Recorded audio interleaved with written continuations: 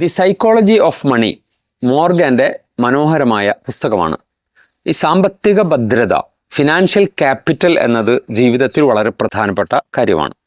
ഇപ്പോൾ സാമ്പത്തിക ഭദ്രത നഷ്ടപ്പെടാനുള്ള കാരണങ്ങൾ, അല്ലെങ്കിൽ നമ്മുടെ പണം എങ്ങനെ ചോർന്നു പോകുന്നു എന്നതിനെക്കുറിച്ച് മോർഗൻ്റെ ഉപദേശങ്ങളുണ്ട്. അതിലേറ്റവും പ്രധാനപ്പെട്ട 3 ഉപദേശങ്ങളാണ് പങ്കുവയ്ക്കുന്നത്. ഒന്നാമത്തെ കാര്യം കമ്പാരിസനാണ്. ഞാൻ പറയുന്നത്, നിങ്ങൾ മറ്റൊരു സമ്പന്നനുമായി കമ്പയർ ചെയ്യാൻ പാടില്ല, മറ്റൊരു ബിസിനസ്സുമായി നിങ്ങൾ കമ്പയർ ചെയ്യരുത്. നിങ്ങളുടെ സാഹചര്യങ്ങൾ, നിങ്ങളുടെ ക്യാപിറ്റൽ, നിങ്ങൾക്ക് റിസ്ക് എടുക്കാനുള്ള ആ സാഹചര്യം, ഇതൊക്കെ പരിഗണിച്ചുകൊണ്ട് നിങ്ങൾ മറ്റൊരാളുമായി കമ്പയർ ചെയ്യാതെ നിങ്ങളുടേതായ ഒരു ഒരു ചിന്ത നിങ്ങൾ മുന്നോട്ട് വെക്കണം. കമ്പയർ ചെയ്യരുത് എന്നുള്ളതാണ് ഒന്നാമത്തെ കാര്യം.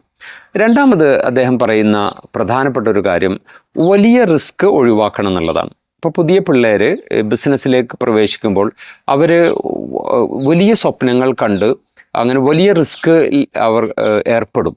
അതുവഴി അവർക്ക് സാമ്പത്തികമായി വലിയ ആഘാതം ഉണ്ടാകും. അതോടുകൂടി ആ ആഘാതത്തിൽ നിന്ന് അവർ പിന്നീട് രക്ഷപ്പെടാൻ പല വിധത്തിലുള്ള കുറുക്കുവഴികൾ, അതൊക്കെ അവരെ കൂടുതൽ പരാജയപ്പെടുത്തും. അതുകൊണ്ട് വലിയ സാമ്പത്തിക ലാഭത്തേക്കാൾ പ്രധാനമാണ് സാമ്പത്തിക നഷ്ടം നിയന്ത്രിക്കുക എന്നതാണ് അദ്ദേഹം പറയുന്നത്. അഥവാ നമ്മുടെ ക്യാപിറ്റൽ എന്നത് വളരെ പ്രധാനപ്പെട്ട കാര്യമാണ്. നമ്മുടെ ക്യാപിറ്റൽ എത്രയാണെന്ന് നോക്കി വേണം നമ്മൾ ഇൻവെസ്റ്റ് ചെയ്യാൻ. അതുകൊണ്ട് ആ ഒരു ജാഗ്രത പാലിക്കണം എന്നുള്ളതാണ് രണ്ടാമത്തെ പോയിന്റ്. മൂന്നാമത് അദ്ദേഹം പറയുന്നത് സേവിങ്സ് ആണ്. നമ്മുടെ ധൈര്യം എന്നത് നമ്മുടെ സേവിങ്സ് ആണ്. പലപ്പോഴും ഈ സേവിങ്സ് എന്നത് നമ്മൾ ശ്രദ്ധിക്കാറില്ല. അതുവഴി ആ വിഷയത്തിൽ നമ്മൾ കടം അല്ലെങ്കിൽ ബാങ്കിനെ സമീപിക്കുക, ആ അർത്ഥത്തിലുള്ള നമ്മുടെ അമിതമായ പലിശ, ഇതൊക്കെ ഉണ്ടാക്കുന്ന ദുരന്തങ്ങൾ വളരെ വലുതാണ്. അതുകൊണ്ട് ക്യാപിറ്റൽ എന്നത്, ഫിനാൻഷ്യൽ ക്യാപിറ്റൽ എന്ന് വളരെ പ്രധാനമാണ്.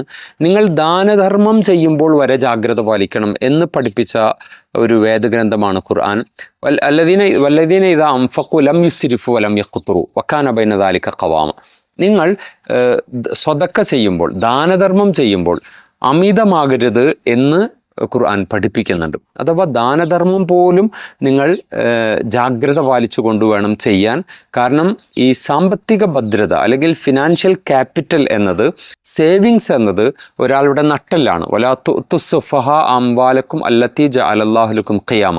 നിങ്ങൾക്ക് എഴുന്നേറ്റ് നിൽക്കാനുള്ള കരുത്ത് നിങ്ങളുടെ സമ്പത്താണ്. അത് വിഡ്ഢികളെ ഏൽപ്പിക്കരുത്. ഇൻവെസ്റ്റ് ചെയ്യുമ്പോൾ വളരെ ബുദ്ധിപൂർവ്വം വേണം ചെയ്യാൻ എന്നൊക്കെയാണ് ആ പറയുന്നതിൻ്റെ പൊരുൾ. ഏതായാലും സാമ്പത്തിക ഭദ്രതയുമായി ബന്ധപ്പെട്ട് സൈക്കോളജി ഓഫ് മണി പങ്കുവയ്ക്കുന്ന പ്രധാനപ്പെട്ട നിർദ്ദേശം, നിങ്ങളുടെ കയ്യിൽ ഒരുപാട് സമ്പത്ത് അധികമുണ്ടാകുന്നു എന്നതല്ല, മറിച്ച് ബീയിങ് റിച്ച്, നിങ്ങൾ ധനികനാവുക. റിച്ച്നെസ് എന്ന് പറയുന്നത് മറ്റൊന്നാണെന്ന് പറയുന്നുണ്ട്. പ്രവാചകന്റെ ഒരു വചനത്തിനോട് ചേർത്ത് വായിക്കേണ്ടത് ലൈസൽ ഗിന ബികത്രത്തിൽ അംവാൽ, കുറേ സമ്പത്ത് ഇങ്ങനെ കൂമ്പാരമാക്കി വെക്കലല്ല, വലക്കിന്നൽ ഗിന ഗിനൻ നഫ്സ്, സമ്പത്ത് എന്ന് പറയുന്നത് മനസ്സിൻ്റെ ഐശ്വര്യമാണ്. അപ്പം അതുകൊണ്ട് എപ്പോഴും ഒരു റിച്ച്നെസ്, എനിക്ക് ലഭിച്ചതിൽ അമിതമായ പ്രൗഡും സംതൃപ്തിയും നമ്മൾ പ്രകടിപ്പിക്കുമ്പോൾ തന്നെ നമ്മൾ സമ്പന്നരാകും. വലിയ സമ്പന്നരൊക്കെ കണ്ടിട്ടില്ലേ, ഞങ്ങൾ ഇപ്പോഴും ആ ഗോൾ അച്ചീവ് ചെയ്തിട്ടില്ല, ഇപ്പോഴും അവിടേക്ക് എത്തിയിട്ടില്ല. അങ്ങനെ അതിനു വേണ്ടി നിരന്തരമായി കഷ്ടപ്പെട്ട് എന്നും ദാരിദ്ര്യം അനുഭവിക്കുന്ന ആളുകൾ നമ്മുടെ കൂട്ടത്തിലുണ്ട്. യഥാർത്ഥത്തിൽ അത് നിങ്ങളുടെ റിച്ച്നെസ്സിനെ ഗുരുതരമായി ബാധിക്കുന്നു എന്നതാണ് മോർഗാൻ്റെ പങ്കുവയ്ക്കൽ. അതുകൊണ്ട് സാമ്പത്തിക ഭദ്രതയ്ക്ക് ആറ്റിറ്റ്യൂഡ്, മനോഭാവം എന്നത് വളരെ പ്രധാനപ്പെട്ട ഒരു കാര്യമാണ്. നമ്മൾ ധനികനാണ് എന്ന മനോഭാവം തന്നെയാണ് നമ്മെ സമ്പന്നനാക്കുന്നത് എന്നും അദ്ദേഹം പറഞ്ഞു വെക്കുന്നുണ്ട്. ഏതായാലും ഐശ്വര്യത്തോടു കൂടി ജീവിക്കാനുള്ള സൗഭാഗ്യം പടച്ചവൻ പ്രദാനം ചെയ്യുമാറാകട്ടെ.